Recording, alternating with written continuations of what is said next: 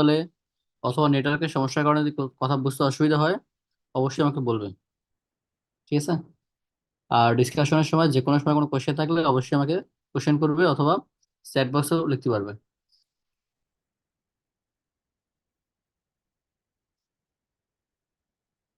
আহ so আমরা প্রথম ক্লাসে পরে আজকে যেটা পড়বো সেটা হচ্ছে যে ডেটা সামারাইজেশন। মানে হচ্ছে আমরা ডেটা হাতে পাওয়ার পরে আমরা ডেটাকে কিভাবে সামারাইজ করব। কারণ আমাকে যদি ডেটাগুলো পাওয়ার পর ডেটাগুলো ভাবে রেখে দেই তাহলে সেটা মিনিংফুল কিছু আমার পাওয়া যাবে না। তো মিনিংফুল কিছু পাওয়ার ক্ষেত্রে হচ্ছে আমাকে অবশ্যই ডেটা নিয়ে কিছু কাজ করতে হবে বা ডেটাকে অ্যানালাইসিস করে কিছু ফরম্যাটে নিয়ে আসতে হবে।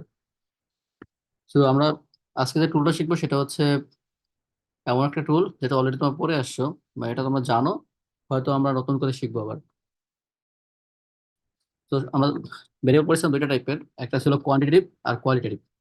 তো যদি তোমার কোয়ালিটিভ ভেরিয়েবল হয় তাহলে সেক্ষেত্রে একটা কোয়ালিটিভ ভেরিয়েবলকে টেবুলার ফর্মে সামারাইজ করার যে টেকনিক সেটার নাম হচ্ছে ফ্রিকোয়েন্সি টেবিল। আমি আবার রিপিট করি, একটা কোয়ালিটেটিভ ভেরিয়েবলকে টেবুলার ফর্মে সামারাইজ করার যে টেকনিক তার নাম হচ্ছে ফ্রিকোয়েন্সি টেবিল। তো ফ্রিকোয়েন্সি টেবিল টার্মটা যদি আমরা এক্সপ্লেইন করি, ফ্রিকোয়েন্সি মানে কি? ফ্রিকোয়েন্সি মানে হচ্ছে যে কোনো একটা ক্যাটাগরি বা কোনো একটা রেসপন্স কতবার আছে কাউন্ট করা, জাস্ট কাউন্ট। তাহলে একটা কোয়ালিটি ভেরিয়েবলের ডেফিনেটলি অনেকগুলো ক্যাটাগরি থাকবে। তাহলে আমরা কি করব, ফ্রিকোয়েন্সি টেবিলে প্রত্যেকটা ক্যাটাগরি কতবার আছে সেই কাউন্টটা যদি দেখাই তাহলে আমরা সেটাই বলবো একটা ফ্রিকোয়েন্সি টেবিল। এখানে আমরা যা বলার চেষ্টা করলাম যে মনে করো তোমার আহ, প্রায় 100 জন ইন্ডিভিজুয়ালকে জিজ্ঞেস করা হলো যে আপনারা কোন ধরনের বেভারেজ পছন্দ করেন। তো তার ভিতরে হচ্ছে যারা রেসপন্স করেছেন তাদের রেসপন্স গুলোকে আমরা একটা টেবিলের ফর্মে সাজালাম। তো আমরা কাউন্ট করে দেখলাম যে কোলা প্লাস প্রিফার করে 40, coca cola 25, Pepsi 20, lemon lime 15। তাহলে এরকম হচ্ছে আমরা 100 জনকে আমরা যদি এবার কোশ্চেন করি তাহলে এরকম যদি আমরা ইনফরমেশনকে এরকম টেবুলার ফর্মে সাজাই তাহলে তাহলে এই টেবুলার ফর্মকে আমরা বলবো ফ্রিকোয়েন্সি টেবিল। ফ্রিকোয়েন্সি টেবিলে আর একটা বাংলা নাম আছে, তোমাদের কোনো আইডিয়া আছে এটা কি হতে পারে? ফ্রিকোয়েন্সি বাংলা কি?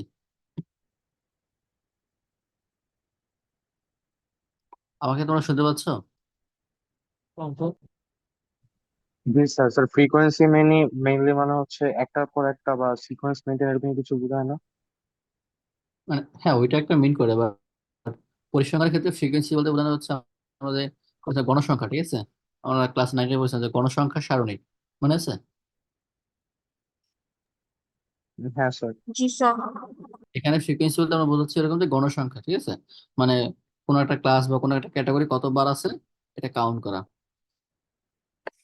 তাহলে এখন যদি আমরা তোমাদের এভাবে একটা কোশ্চেন করতাম যে আসলে আহ কি বলা যায়, তোমরা তোমাদের যে সিম্পলি তোমাদের কোশ্চেন করি আমি যে তুমি কোন কোন ব্র্যান্ডের ল্যাপটপ তুমি প্রিফার করো। তোমাকে 4টা বা 5টা অপশন দেওয়া হলো যে 4টা 5টা ব্র্যান্ডের ভিতরে তুমি কোন ব্র্যান্ডের ল্যাপটপ তুমি প্রিফার করো। তাহলে কি হবে, সবার রেসপন্স কি একই রকম হবে? ডেফিনেটলি একরকম হবে না, হয়তো আলাদা হবে। তাহলে এক একজন এক একটা রেসপন্স করবে।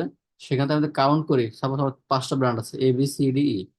তাহলে যদি কাউন্ট করি এ কতজন প্রিফার করে, বি কতজন, সি কতজন, ডি কতজন, ই কতজন। তাহলে এই কাউন্ট করে যদি এরকম একটা টেবিউলার ফর্মে সাজাই সেই টেবিউলার ফর্মটাকে বলবো আমরা ফ্রিকোয়েন্সি টেবিল। তাহলে একটা কোয়ালিটি ভেরিয়েবলকে ফ্রিকোয়েন্সি টেবিলে সাজানোর উপায়টা হচ্ছে মানে একটা কলামে ওই ভেরিয়েবলের টাইপ গুলো লেখা আর একটা কলামে কাউন্ট করা, তাহলে আমার ফ্রিকোয়েন্সি টেবিল চলে আসবে। এখন এর সাথে এডিশনালি আরেকটা কলাম অনেক সময় অ্যাড করা হয়।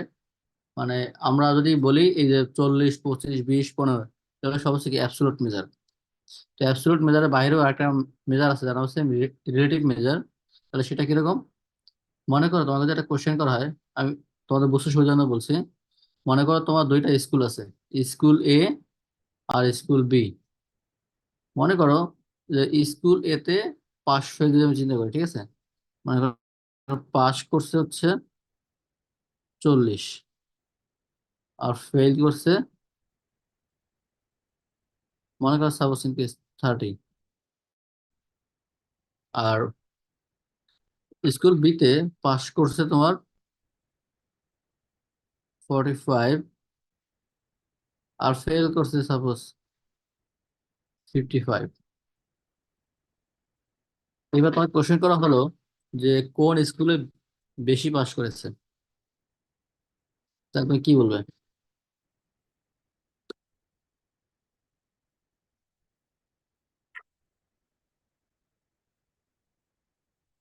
আর যদি অ্যাবসলিউট মেজার নাও তাহলে কি হবে? জাস্ট হচ্ছে কি স্কুল, স্কুল বি হবে, কিন্তু অ্যাবসলিউট মেজার কি হবে আমার, এটা ভুল হওয়ার সম্ভাবনা থাকবে, তাই না?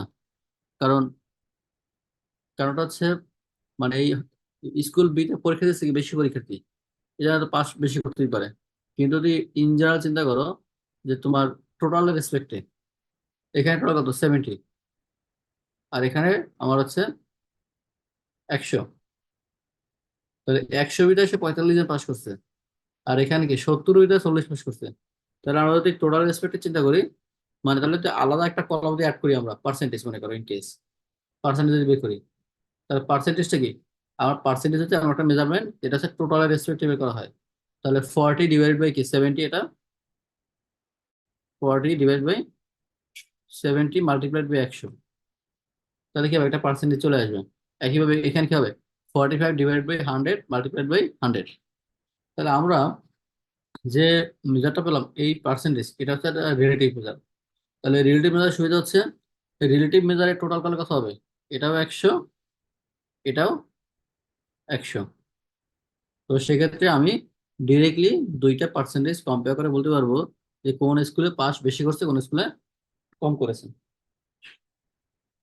তো আমার বলার উদ্দেশ্য হচ্ছে যে আমরা যদি একটা ফ্রিকোয়েন্সি টেবিলে আমার মানে টাইপ বা ক্যাটাগরি বলি, আমার ফ্রিকোয়েন্সি বা নাম্বার যদি বলি, এটার সাথে এডিশনালি আমাকে অনেক সময় একটা রিলেটিভ মেজার বের করতে হয়, এটা বলে রিলেটিভ ফ্রিকোয়েন্সি। আমার এইটা যদি হয় ফ্রিকোয়েন্সি, তাহলে এটা হচ্ছে রিলেটিভ ফ্রিকোয়েন্সি। তাহলে আমার মেনলি একটা তিনটা কলাম থাকবে, ক্যাটাগরি, ফ্রিকোয়েন্সি, রিলেটিভ ফ্রিকোয়েন্সি। সবাই ক্লিয়ার? আচ্ছা, এরপরে হচ্ছে যদি এটা বুঝতে পারো, এখন তোমাকে একটা কোশ্চেন করলাম, আমরা যে এই ফ্রিকোয়েন্সি টেবিলটা বললাম, এটা হচ্ছে একটা কোয়ালিটি ভেরিয়েবলের জন্য। যদি আমি এরকম একটা টেবিল একটা কোয়ান্টিটি ভেরিয়েবলের জন্য চাই, তাহলে কিভাবে করব?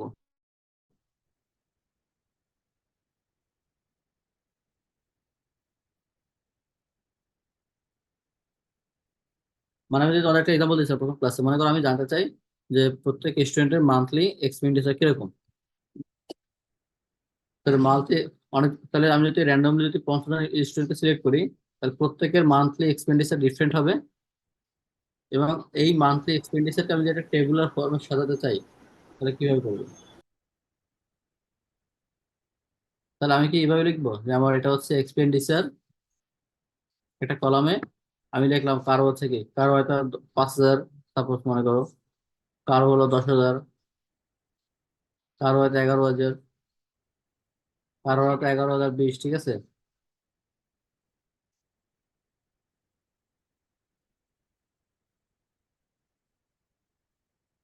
কারো মনে করো 15,000, এরকম প্রত্যেক হাজার ডিফারেন্ট ভ্যালু। তাহলে আমি যদি প্রত্যেকটা ভ্যালু আমি যদি লিখি, লেখার পরে কাউন্ট করে যে কোনটা কতবার আছে মার্কার নাম্বার বা ফ্রিকোয়েন্সি, তাহলে কি হবে, প্রত্যেকটা ভ্যালু থেকে ডিফারেন্ট বা একই রকম না, তাহলে সেক্ষেত্রে কি হবে তোমার এই প্রত্যেকটা নাম্বার কি হয়তো রিপিট হওয়ার সম্ভাবনা খুবই কম। হইলেও কি হবে, হয়তো এই নাম্বারে 5,000 আছে ঠিক এক্স্যাক্টলি, এরকম হয়তো 2 জন বা 3 জন আছে। 10,000 আছে এরকম হয়তো একজন বা 2 জন, বা 11,500 এরকম হয়তো আছে 2-1 জন। তাহলে এরকম যদি তুমি একটা টেবিলের ফলন সাজাও, তাহলে এটা সাজানো যাবে, বাট সাজালে সেটা মিনিংফুল কিছু হবে কিনা। তাহলে তোমার কি হবে, এখানে অনেকগুলো মানে ভ্যালু চলে আসবে, তোমার প্রত্যেকটাতে কি হবে একটা বা দুইটা করে ভ্যালু থাকবে, যেটা দিয়ে তুমি বুঝতে পারবে না যে আসলে মানে কোন ভ্যালুটা সবচেয়ে বেশি এবার আছে, বা কেমন মানে যদি এক্সপ্লেন করতে চাও।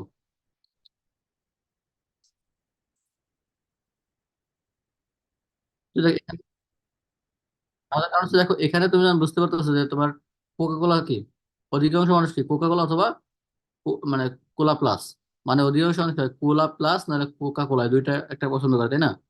আর তুমি যদি মেজরিটি চিন্তা করো কত, প্রায় 65%। কিন্তু এখান থেকে তোমার কি হবে, এক একটা হয়তো কি হবে 2% বা 3% করে, মানে এক এক এমন হবে না। তো সেক্ষেত্রে তুমি মানে পাওয়া না যায় মেজরিটি কিরকম, তাই না? সেক্ষেত্রে এই জন্য হচ্ছে আমরা যদি এরকম ফর্মে সাজাই তাহলে সেটা মিনিংফুল অনেক সময় হতে পারে বা নাও হতে পারে, না হওয়ার সম্ভাবনা সবচেয়ে বেশি। এই জন্য আমরা যেটা করি যে আমরা এরকম ইন্ডিভিজুয়াল ভ্যালু না লিখে আমরা কি লিখবো, এক্সপেন্ডিচার লিখলাম, মনে করো এক্সপেন্ডিচার লিখে আমরা তো এটা করি যে এক্সপেন্ডিচারকে অনেকগুলো রেঞ্জে ভাগ করি। মনে করো আমি বললাম যে, মানে 0 থেকে 10,000 একটা আমি রেঞ্জ বললাম, আবার 10,000 এক থেকে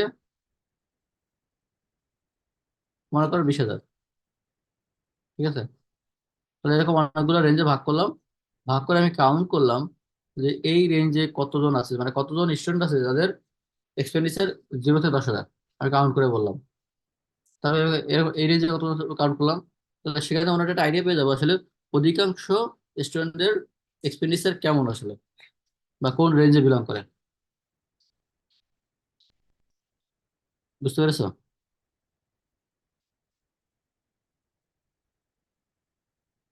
হ্যাঁ, একটা কোশ্চেন সেটাই, যাতে আমি এই রেঞ্জ গুলো তারা কিভাবে বের করবো বা কিভাবে সাজাবো। তাহলে এইটার জন্য হচ্ছে আমাদের কিছু নিয়ম আছে। নিয়মটা হচ্ছে এরকম যে আমরা, খেয়াল করো, তাহলে আমাদের প্রথম স্টেপ কি? প্রথম স্টেপ হচ্ছে আমি যদি বলি, আহ মানে আমাদের প্রথম স্টেপ যদি আমরা বলি তাহলে সেক্ষেত্রে আমরা বলবো আমার কি করতে হবে, আগে ডিসাইড করতে হবে যে এরকম কতগুলো রেঞ্জ হবে, মানে রেঞ্জ কতগুলো হবে সেটা ডিসাইড করতে হবে, নাম্বার অফ ক্লাস বলতে পারি, যে কতগুলো ক্লাস হবে সেটা আমার আগে বের করতে হবে। এবারে কাজ কি, এই যে আমি বললাম যে 0 থেকে 10,000, এটা তো অন্য কেউ বলতে পারতো যে না 0 থেকে 5,000, 5,000 থেকে 10,000, মানে এই যে ইন্টারভালটা, বা আমরা বাংলা বলি শ্রেণী ব্যবধান, এই শ্রেণী ব্যবধানটা কি হবে, 5,000 না 10,000 নাকি বেশি হবে, এটা কেমন হবে সেটা আগে বের করতে হবে। তাহলে প্রথম স্টেপ হচ্ছে কতগুলো ক্লাস হবে, এরপর কি শ্রেণী ব্যবধান বা ক্লাস ইন্টারভাল কেমন হবে সেটা বের করবো। এরপরে যখন আমি নাম্বার অফ ক্লাস পেয়ে যাব, ক্লাসের ইন্টারভাল পেয়ে যাব, তখন ইন্টারভাল এবং ক্লাসের সংখ্যা দুইটা ব্যবহার করে আমি ক্লাসগুলো ডিফাইন করব। আর 3 নম্বর স্টেপে ক্লাস ডিফাইন করা হয়ে গেলে 4 নম্বর স্টেপে কাজ কি, কাউন্ট করা যে কোনটা কোন রেঞ্জে পড়ে। তাহলে প্রথম স্টেপে নাম্বার অফ ক্লাস কতগুলো হবে সেটা বের করার একটা সূত্র আছে। সূত্রটা হচ্ছে এরকম, আর সূত্রটা হচ্ছে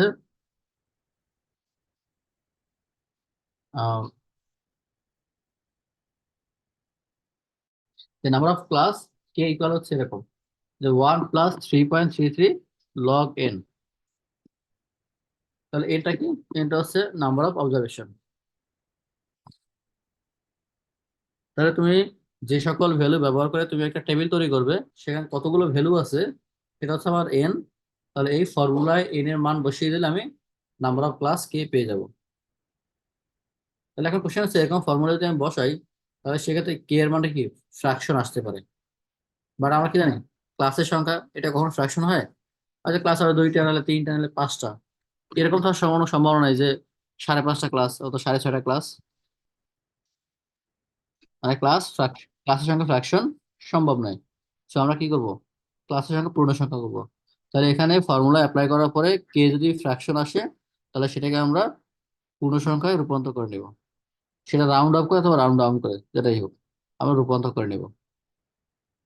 এবারে কাজ কি, ক্লাস ইন্টারভাল। তো এখন ক্লাস নাম্বার অফ ক্লাস বের করার আরেকটা সূত্র আছে, সেটা হচ্ছে যে এরকম, মানে যেটা তোমার মানে অ্যাপ্লাই করলে সুবিধা হয়, যে কোনো একটা অ্যাপ্লাই করলে হবে।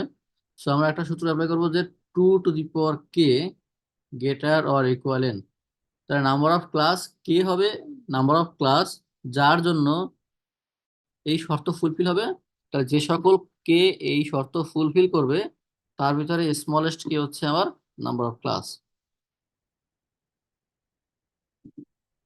আচ্ছা তোমাদের যদি কোশ্চেন করি আমি, মনে করো তুমি 2 to the power K rule apply করবা এবং তোমার এন এর মান হচ্ছে 30, তাহলে এন এর মান যদি 30 হয় তাহলে 2 to the power K rule apply করলে আমার কে এর মান কত হবে?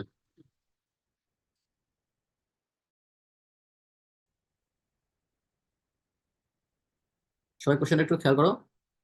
আমি বলেছি এন এর মান 30, তাহলে কে এর মান কত হবে? তুমি এভাবে চিন্তা করো যে কে এর মান যদি সাপোজ 1 হয়। So log 2 of n. না না না, যদি আমি এই সূত্রটা অ্যাপ্লাই করি, আমি বলছি যদি তুমি কে এর মান 1 অ্যাপ্লাই করো এখানে এই সূত্রে, কে এর মান 1 হলে কত হয়? 2 টু দি পাওয়ার কে মানে কত? কে এর মান 1, তাহলে 2 টু ওই দি হবে। পাওয়ার 2, তাহলে 2 কি আবার এর চেয়ে বড় হচ্ছে? হচ্ছে না। না স্যার। কে এর যদি 2 হয় তাহলে কি বড় হচ্ছে না? 3 হলে বড় হচ্ছে না। কে এর মান 4 হলে কত? 2 টু দি পাওয়ার 4 মানে 16, 16 কি এর চেয়ে বড় হচ্ছে না? যদি কে এর ভ্যালু 5 হয় তাহলে 2 টু দি পাওয়ার 5 মানে 32। তাহলে তখন কি হবে? যখন কে এর মান 5, মানে করো কে ইকুয়াল 5, তখন আমার কি হচ্ছে যে 2 টু দি পাওয়ার 5 ইকুয়াল 32, যা কি গ্রেটার আর ইকুয়াল 10। তাহলে একইভাবে তুমি যদি কে এর ভ্যালু 6 বসাও, সেটাও কি হবে? গ্রেটার ইকুয়াল 10 হবে। তাহলে কে এর মান 6 হলে 7 হলে সবগুলো হবে কি এই শর্ত ফুলফিল হয়। তাহলে কোন কে আমি নিব? যে কেটা স্মলের। তাহলে আমার স্মলেস্ট কি কোনটা? এই এক্সাম্পলে যদি 5, তাহলে আমরা বুঝতে পারলাম যদি এন এর ভ্যালু 30 হয় তাহলে আমার নাম্বার অফ ক্লাস কে এর মান হবে 5, যদি আমি 2 to the power K rule apply করি। তাহলে নাম্বার অফ ক্লাস পেয়ে গেলাম, হয় 2 to the power K rule apply করবো, নাহলে এই পরে ফর্মুলা অ্যাপ্লাই করবো। তাহলে যে কোনো একটা ফর্মুলা অ্যাপ্লাই করে নাম্বার অফ ক্লাস বের করলাম। এরপরে ক্লাসের ইন্টারভাল কত হবে? ক্লাসের ইন্টারভালটা হচ্ছে এরকম দেখতে, যে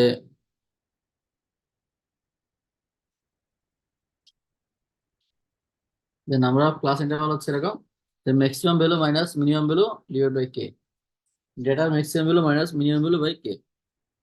তো যে মানটা আছে সেটা হচ্ছে ক্লাস ইন্টারভাল। তো একইভাবে ক্লাস ইন্টারভাল যদি ফ্র্যাকশন আসে, চাইলে তুমি ফ্র্যাকশন রাখতে পারো অথবা পূর্ণসংখ্যা নিতে পারো। তো পূর্ণসংখ্যা নেওয়াই উত্তম। ফ্রিকোয়েন্সি টেবিলে মানে ক্লাসের ইন্টারভালটা পূর্ণসংখ্যা নেওয়া উত্তম। তো আমরা রাউন্ড করলে এটা হচ্ছে যেটা গেটার ইকুয়াল বলা আছে তাই না?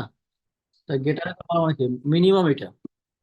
তাহলে যদি তোমার 6.3 আসে সাপোজ, অনেকটা আসলে 6.3, তাহলে এটা মানে তোমাকে এটা যদি তুমি বলো যে 6 বলো, তাহলে সেটা কি হবে? এই শর্ত ফুলফিল করবে? গেটার ইকুয়াল করবে না। তুমি যদি এটা 6.3 কে 7 করে দাও, কোনো অসুবিধা নেই, কারণ 7টা কি অবশ্যই এটা হচ্ছে কি বড়। তাহলে সবসময় রাউন্ড অফ করবো, ঠিক আছে?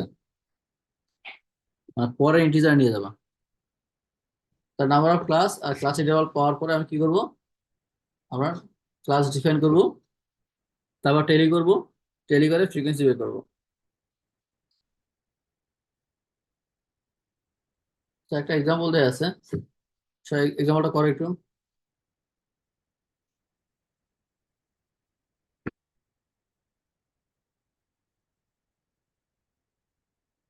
আচ্ছা আমি তোমাদের হচ্ছে 10 মিনিট সময় দিলাম, তোমরা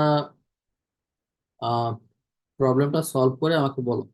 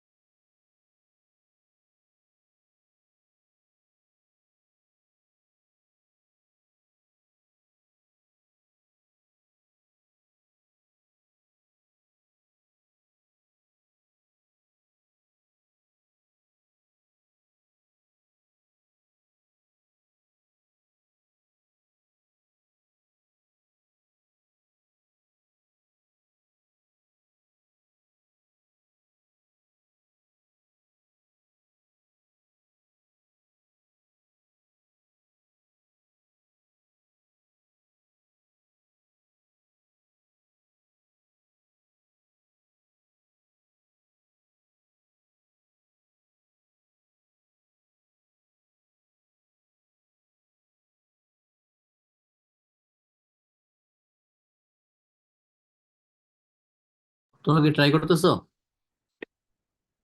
আচ্ছা বলো এখানে তো নাম্বার অফ ক্লাস কত হবে? 5। আর ক্লাস ইন্টারভাল 20, কত আসে তাহলে? 26, ম্যাক্সিমাম ভ্যালু কত? 89, তাই না? না, 139, সরি, 139।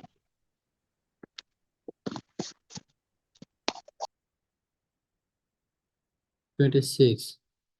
আচ্ছা, এটা 139 না করে এটা আমরা এটা একটু চেঞ্জ করে দিই, কারণ এটা আসলে এটা আউটলাইন পড়ে গেছে। এটা এটা হচ্ছে আমরা যদি শুধু 39 করি, এটা টাইপিং এ ভুল আছে।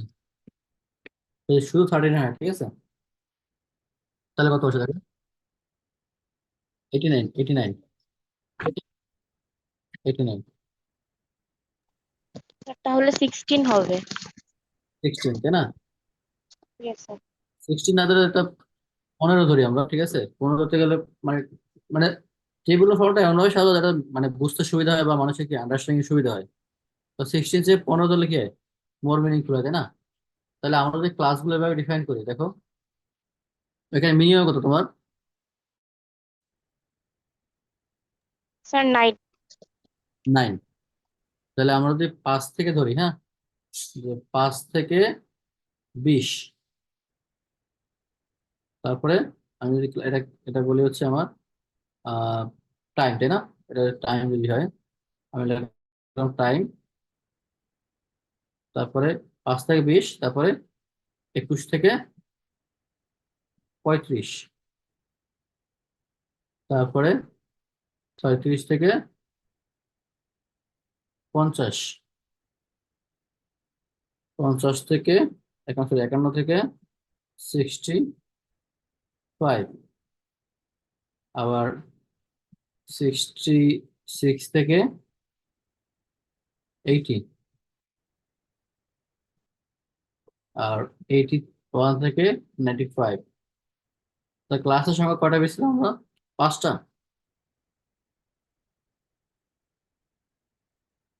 ক্লাস যদি 5 হয়, তাহলে এটা আমাদের কি হচ্ছে একটা একটা ক্লাস কি হচ্ছে বেশি হচ্ছে, তাই না? একটা ক্লাস কেন বেশি হচ্ছে? কারণ আমরা কি এক কমা দিচ্ছি, তাই না? মানে আমাদের ক্লাস ইন্টারভ্যাল ছিল 16, এখানে আমরা এক কমা দিচ্ছি, যে কারণে আমাদের কি হচ্ছে একটা ক্লাস বেড়ে গেছে। তাহলে তুমি কি করবে? হ্যাঁ, মানে 5 থেকে। তাহলে তাহলে তাহলে আমরা কি করবো যেহেতু মানে 16 ধরলে এটা মানে দেখতে তো ভালো লাগে না।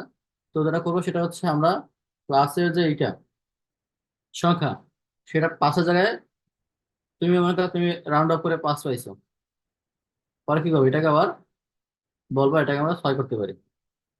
6 লিখবা, ঠিক আছে? 6 লিখলে তখন দেখবো যে তোমাদের ক্লাস কি হবে, ক্লাস ইন্টারভাল 15 চলে আসবে।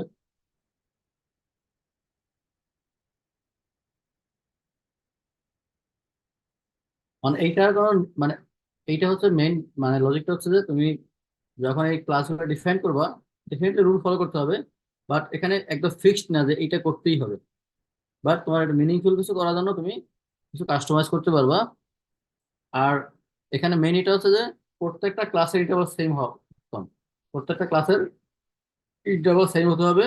আর ক্লাসগুলো এমনভাবে ডিফাইন করবো যেন কি হবে, স্যার, আমরা কি 15 থেকে নিতে পারতাম না? প্রথমে শুরু 5-এর বদলে যদি 15 থেকে নিতাম। গুলো 9। যদি 15 থেকে নেই, তাহলে তো মিনিমাম বলে 9 কোন ক্লাসে পড়বে? আমি বুঝতে পারছি। তুমি যদি মিনিমাম ভ্যালু তো 9, ঠিক আছে? যদি মিনিমাম ভ্যালু 10 হইতো ও সাপোজ, আচ্ছা আচ্ছা, বুঝতে পারছি স্যার, নয় দেখিনি আসলে। আমরা লিখতাম যে 10 থেকে 25, ঠিক আছে? 26 থেকে 40, এটা মিনিংফুল হয়। কিন্তু তুমি যদি সাপোজ 9 থেকে ধরো বা 8 থেকে ধরো, তাহলে কত? 8 থেকে 23, 24 থেকে কত? 39, তাই না? মানে এটা কি মানে একটা মিনিংফুল এটা, তাই না? মানে লুকিং ঠিক হয়, ডিফারেন্ট হয়। যদি দেখতে টেবিলটা সুন্দর লাগে, এই জন্য হচ্ছে আমরা কি এইভাবে করলাম।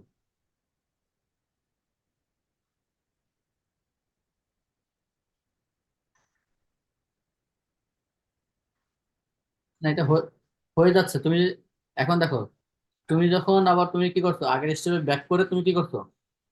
5 জায়গায় 6 করে দিচ্ছ। তুমি দেখো মানে ক্লাসের সংখ্যা যখন তুমি 6 করে দিছো, আমার এটা পনেরো চলে আসে, ঠিক আছে।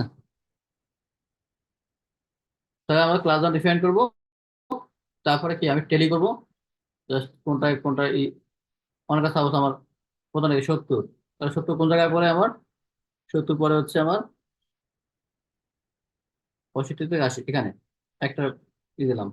এবার 36, 36 কোন জায়গায় স্যার পরে, স্যার তাহলে এখানে আমরা যে ক্লাস আর ফ্রিকোয়েন্সিটা বের করলাম, বাট আলটিমেটলি তো স্যার আমরা মানে ইউজার যেন বুঝতে পারে বা সহজভাবে বোঝা বোঝা যায়, ওই জন্য তো আবার ঠিকই নিজেদের মতো অ্যারেঞ্জ করে নিলাম।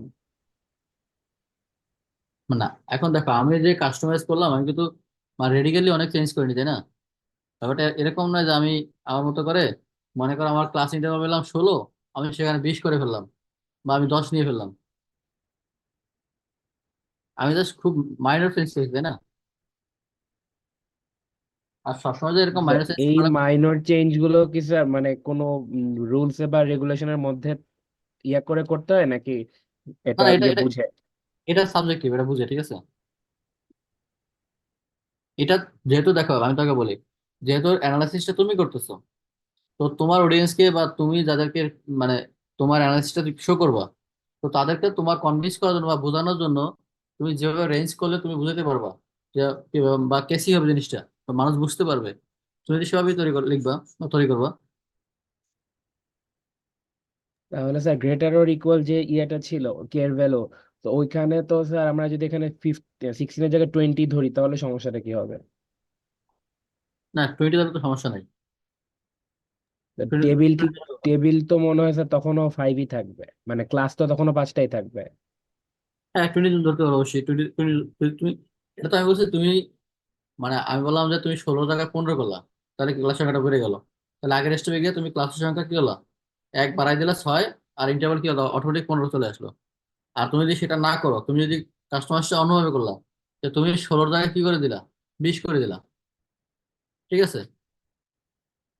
যে কিরকম 20, বুঝতে তুমি বুঝতে বললা পারছি। যে 0 থেকে 20 হচ্ছে আমার কি একটা ক্লাস, তারপর 21 থেকে 40 হচ্ছে কি আমার একটা আরেকটা ক্লাস। ক্লাস, 41 থেকে 60 হচ্ছে আরেকটা ক্লাস, আবার 61 থেকে আমার 80 হচ্ছে কি আরেকটা ক্লাস, আবার 81 থেকে 100 হচ্ছে আরেকটা ক্লাস।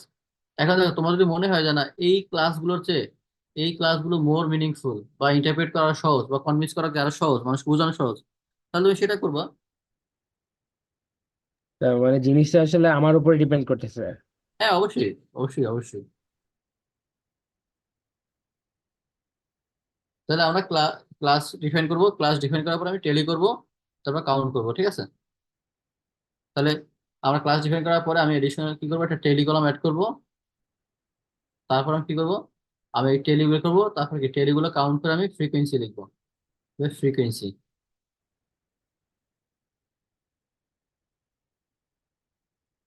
ঠিক আছে, আমি ফ্রিকোয়েন্সি লিখবো। তাহলে এটা গেল তোমার কে frequency table for quantity variable. এখন দেখো যে ব্যাপারটা হচ্ছে, এই যে ফ্রিকোয়েন্সি টেবিল তৈরি করলাম কোয়ান্টিটি ভেরিয়েবলের জন্য, এখানে আমরা এডিশনাল একটা কলাম কি অ্যাড করবো বলেছে, আমি যদি ফ্রিকোয়েন্সি নামে একটা কলাম দিয়ে অ্যাড করি, এরপর একটা কলাম কি অ্যাড করবো, রিলেটিভ ফ্রিকোয়েন্সি। তাহলে রিলেটিভ ফ্রিকোয়েন্সি কি, মনে করো তোমার যদি ফ্রিকোয়েন্সি দেয় সাপোজ এটা 2, এটা 3, এটা মনে করো 5, আর সব মিলে টোটাল হলো কত, মনে করো 10। তাহলে রিলেটিভ ফ্রিকোয়েন্সি কত এখানে, 2/10, আর 100 দিয়ে গুণ করতে পারো না, 100 দিয়ে গুণ করলে পার্সেন্টেজ হবে, আর 100 দিয়ে গুণ না করলে প্রপোর্শন হবে। কয়টা কত, 3/10, ওটা হচ্ছে 5/10। এর সাথে আরেকটা এডিশনাল কলাম অ্যাড করা যায়, সেটা হচ্ছে কিউমুলেটিভ ফ্রিকোয়েন্সি। তাহলে কিউমুলেটিভ ফ্রিকোয়েন্সি মানে হচ্ছে, কিউমুলেটিভ মানে কি, মানে যোজিত, বাংলা বলে যোজিত, অথবা কি আমরা বলতে পারি যে ক্রমান্বয়ে যোগ করবে। তার মানে এই যে শ্রেণীতে, এই শ্রেণীর সহ তার আগে যতগুলো শ্রেণী আছে সবগুলো মিলিয়ে ফ্রিকোয়েন্সি কত। তাহলে যেহেতু এই শ্রেণীর আগে কোনো শ্রেণী নাই, তার মানে এই শ্রেণীর জন্য CF2 হবে। যখন আমি পরের শ্রেণীতে যাব, এখানে এটা মিন করবে কি, যে এই শ্রেণী সহ আগের সবগুলো শ্রেণী মিলে কত। তাহলে এই শ্রেণী সহ আগের শ্রেণী মানে কি, এই দুইটা শ্রেণী, তাহলে এই দুইটা শ্রেণী মিলে ফ্রিকোয়েন্সি হচ্ছে আমার 3 2 5। আর কয়টা কত হবে? 10।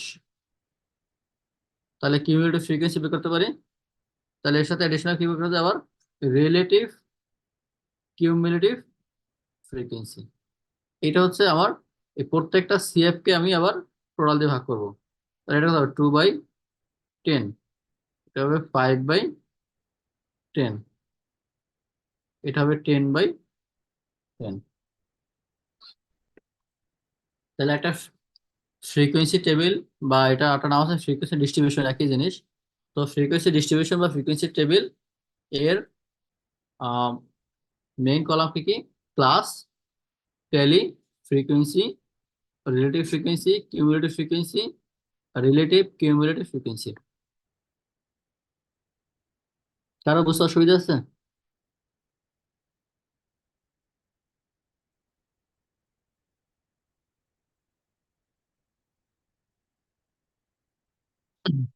আচ্ছা, যদি বুঝতে অসুবিধা না হয় তাহলে আমরা একটু পরের স্টেপে যাই। আচ্ছা, আমরা বলেছি যে ক্লাসগুলো কি বলেছি, যদি তুমি 5টা ক্লাসই বলো, যে 0 থেকে, আমি তো এটাই প্রিফার করি, 0 থেকে 20, তারপরে 21 থেকে 20, সরি 40, 41 থেকে 60।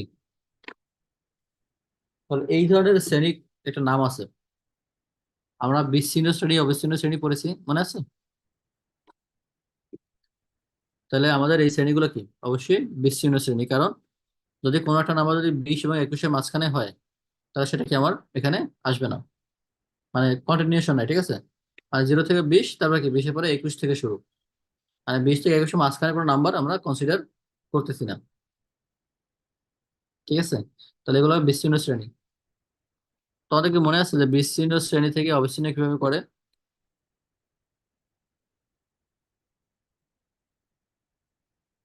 আর 0.5 অ্যাড করে আর এই দিক থেকে 0.5 কমায়। হ্যাঁ, দুইটা একটা একটা নিয়ম আছে যে, মানে একটা ক্লাসের আপার লিমিট আর পরের ক্লাসের লোয়ার লিমিট, এই দুইটা যোগ করে 2 দিয়ে ভাগ করবা। তাহলে কত হয় এটা?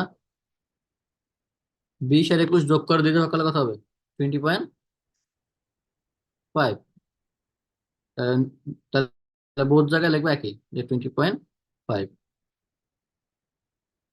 থেকে 40.5, আবার 40.5 থেকে 60.5।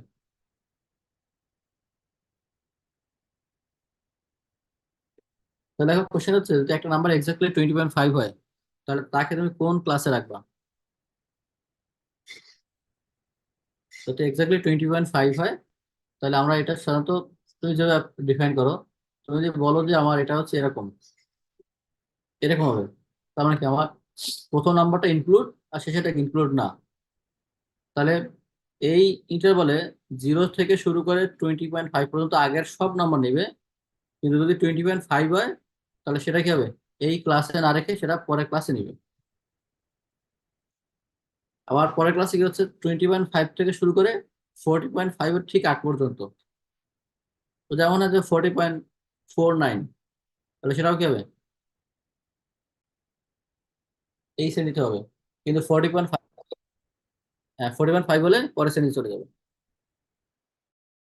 তাহলে এভাবে কি করা যায়? অবিচ্ছিন্ন থেকে, বিচ্ছিন্ন থেকে অবিচ্ছিন্ন করা যায়।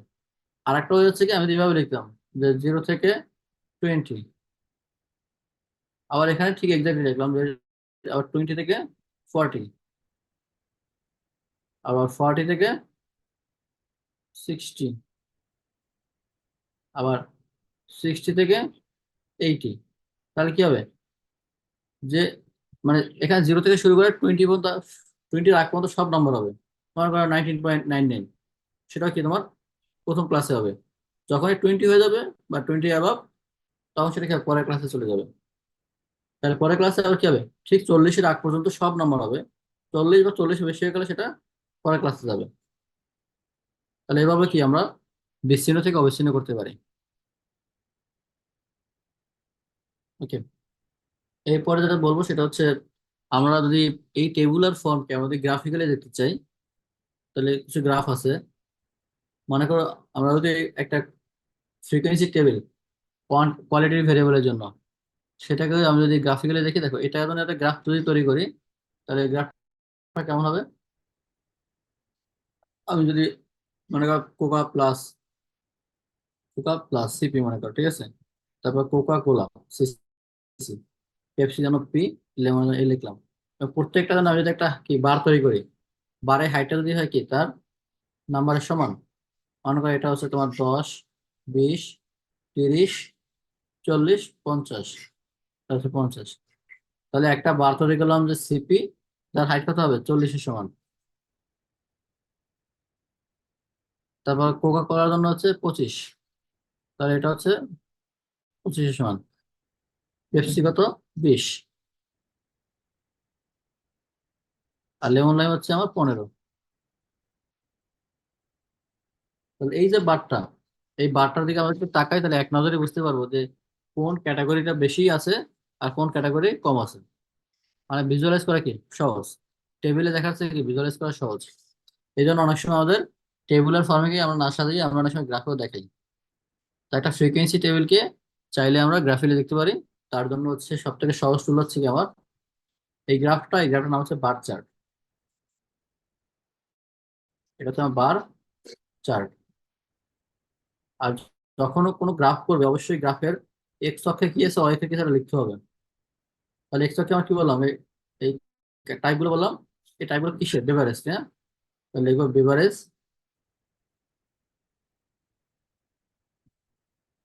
আর আমি ওয়াই অক্ষে কি দিয়েছি, ওয়াই অক্ষে দিয়েছি নাম্বার অফ ফ্রিকোয়েন্সি, তাহলে ওয়াই অক্ষে হচ্ছে আমার ফ্রিকোয়েন্সি।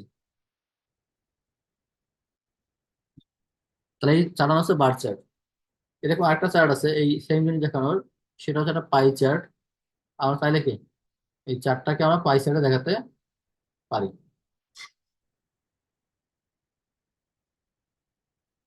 কোনো কোশ্চেন আছে তোমাদের?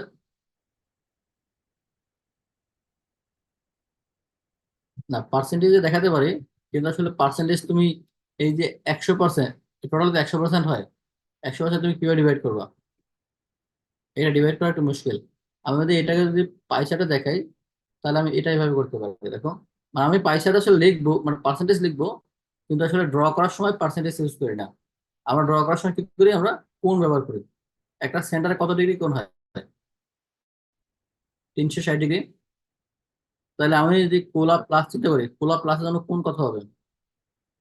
আমি কোণটা একটু বের করে নিই।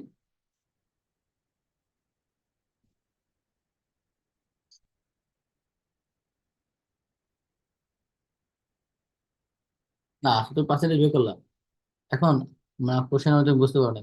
মনে করে পার্সেন্টেজ বের করলাম, এটা 40%, তাই না? এটা পার্সেন্টেজ 40%, 25, 20, 15%। তা তুমি আমাকে বলতে পারবো যে এই গ্রাফে কতটুকু 40%? আমি যদি বলে আমার এতটুকু 40%, তুমি বলতে পারবা এক্স্যাক্টলি? বলা যাবে না, ঠিক আছে। এই জন্য আমরা যেটা করবো সেটা হচ্ছে এখান থেকে কোণ বের করবো, থিটা। তো থিটাটা কিরকম হবে? যদি টোটাল হচ্ছে 360, তাহলে 40 বাই টোটাল করছে 100, টোটাল যা করবো মাল্টিপ্লাইড বাই 360। তাহলে পরেরটা কত? তার মান হচ্ছে 25, টোটাল কত 100, তাহলে এই পুরোটার সাথে গুণ করবো কত? 360। তাহলে আমাকে একটু ক্যালকুলেট করে বলো তো যে কোনটার মান কত আসে। এটা করলে কত আসে, এটা করলে কত আসে, এটা আসে সেটা, চারটা কোণ কত আসে? 140, 44। তাহলে পরেরটা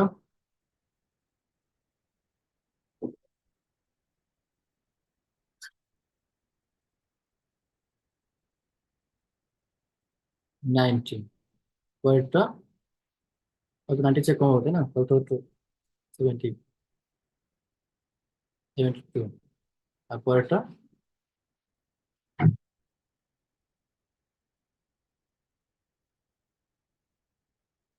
54।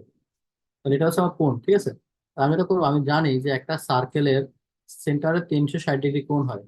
আর এই 360 ডিগ্রি কোণের ভিতরে প্রথমটা 144 ডিগ্রি কোণ। তাহলে তুমি যে কোনো একটা যে কোনো সাইড থেকে বা যে কোনো একটা পজিশন থেকে তুমি একটা কি করবে, একটা দাগ দিবে, যে কোনো এটা তো ভালো লিখে দিতে পারো। এদিকে এদিকে যেখানে ভালো লাগে তুমি একটা দাগ দিলা, তো ভালো লেখা না তুমি দিলে এখানে। তাহলে এই দাগের সাথে তুমি 144 কোণ আঁকলা, তুমি চারা ব্যবহার করে 144 একটা কোণ আঁকলা, এটা 140 ডিগ্রি হলো। তাহলে এটা কার জন্য? এটা কোকা, কোকা প্লাস। তারপর কি করলাম, এই দাগের সাথে আবার 90 ডিগ্রি ঠিক একটা অ্যাঙ্গেলে কোণ আঁকলাম, তাহলে এটা কি আমার কোকা কোলা। এরপরে আবার 72 ডিগ্রি একটা কোণ আঁকলাম, এটা তো আমার 72 ডিগ্রি সবুজ কোণ। তাহলে এটা কি তোমার পেপসি, আর এটা হচ্ছে তোমার লেমন। তাহলে পয়সাটা পেয়ে গেলাম। এরপর এখন তুমি যখন লেবেলিং করবা, লেবেলিং করার সময় তুমি এখানে বলতে পারো যে তোমার এখানে হচ্ছে 40 সংখ্যা বলতে পারো, এটা হচ্ছে তোমার কি 15, এটা হচ্ছে তোমার কি 25, এটা 20। তুমি সংখ্যা বলতে পারো, চাইলে তুমি কি হচ্ছে এখানে লেবেলিং এর সময় তুমি পার্সেন্টেজে বলতে পারো,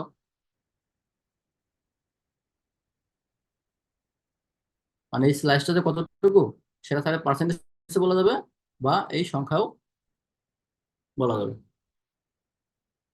সবাই ক্লিয়ার? হ্যাঁ, নেম দিয়ে তো লেবেলিং করবোই। লেবেলিং করার পরে যে এই এটা আসলে কত পার্সেন্ট বা কতটুকু,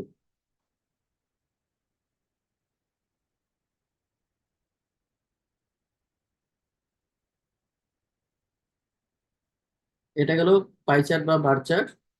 আর এরপরে হচ্ছে আমরা যদি কোয়ান্টিটি ভেরিয়েবল ক্ষেত্রে আমরা যদি বলি, এগুলো তো কোয়ালিটি ভেরিয়েবল।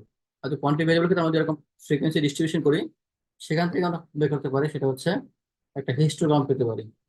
কি করতে পারি আমরা, মনে করো কি প্রত্যেকটা মানে কি হচ্ছে আমার যে ক্লাস, এই প্রত্যেকটা ক্লাসের জন্য কি একটা বার তৈরি করবো। মানে আমরা যে এক্সাম্পল যে প্রবলেমটা সলভ করলাম, সেই প্রবলেম কত ছিল আমার, যদি এভাবে বলি 0 থেকে 20, আবার 20 থেকে 40, আবার 40 থেকে 60। তো হিস্টোগ্রাম করতে গেলে অবশ্যই তোমাকে এটাকে অবিচ্ছিন্ন শ্রেণী করতে হবে। যদি অবিচ্ছিন্ন শ্রেণী থাকে তাহলে বিচ্ছিন্নটাকে অবিচ্ছিন্ন করে নিতে হবে। আর হিস্টোগ্রামে বাংলা হচ্ছে আয়তলেখ। তাহলে আমি কি করবো, একটা ক্লাস নিব আমার কি 0 থেকে 20, এটা হচ্ছে আমার 0, এটা কি আমার 20, তারপর কি 20 থেকে আবার 40, আবার 40 থেকে 60, পরে 60 থেকে 80, এবং প্রত্যেকটা বারের মাঝখানে কি বারের ওয়েট মানে পাশে বা উইথ সেম হতে হবে, 80 থেকে 100। তাহলে তো 0 থেকে 20 জন্য কি একটা বার তৈরি করবো, যার হাইটটা কি ওই রেঞ্জে কতজন আছে তার উপর ডিপেন্ড করে। তারপরে একইভাবে 20 থেকে 40 জন্য কি তুমি একটা সাপোজ একটা তুমি বার করলা, আবার পরের জন্য কি একটা বার করলা, সরি এটা একই হবে।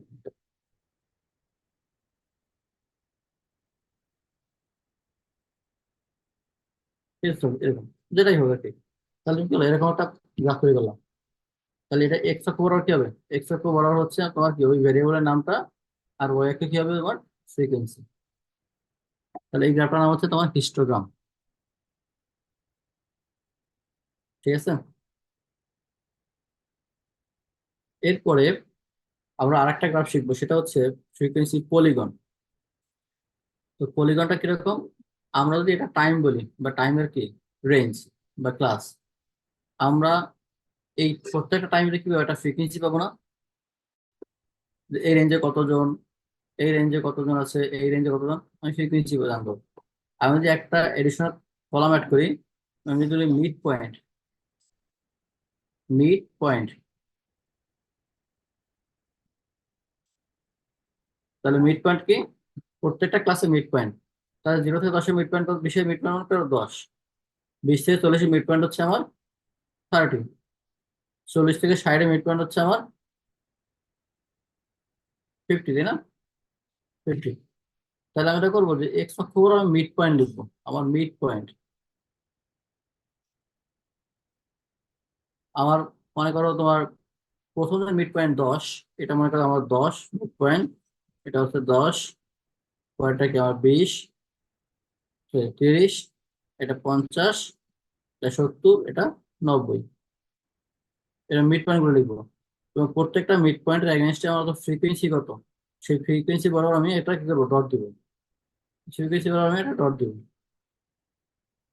তাহলে আমি ডট দেওয়ার পরে এই ডটগুলোতে কানেক্ট করি, কানেক্ট করলে যে লাইনটা পাবো তার নাম হচ্ছে আমার ফ্রিকোয়েন্সি পলিগন।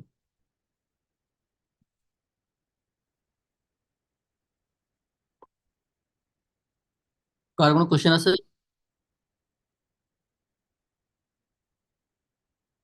না না না, মানে এটা এই ক্লাসের মিড পয়েন্ট হচ্ছে এটা। তো প্রত্যেক এই ভ্যালুগুলো ফ্রিকোয়েন্সি, এই যে ফ্রিকোয়েন্সি গুলা, হ্যাঁ ওইগুলো ওইগুলো ওইগুলো ওই ক্লাসের, ওই মিড পয়েন্টটা যে ক্লাসে থাকে ওই ক্লাসের ফ্রিকোয়েন্সি। মানে এটা করে সুবিধা হচ্ছে যে তুমি প্যাটার্নটা বুঝতে পারো যে মানে কখন ইনক্রিজ করতেছে কখন ডিক্রিজ করতেছে, মানে কোন শ্রেণী থেকে কমতেছে বা কোন শ্রেণী থেকে কি বাড়তেছে, এই প্যাটার্নটা বুঝতে পারবো। আরো কিছু গ্রাফ আছে, আমরা এটা পরে ক্লাসে করবো, ইনপারসন ক্লাসে।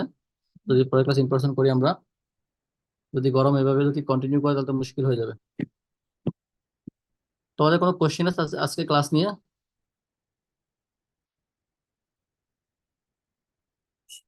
যদি কোনো কোশ্চেন না থাকে তাহলে আমি ক্লাস শেষ করব, আর আমি রেকর্ডিংটা শেয়ার করব ক্লাসরুমে।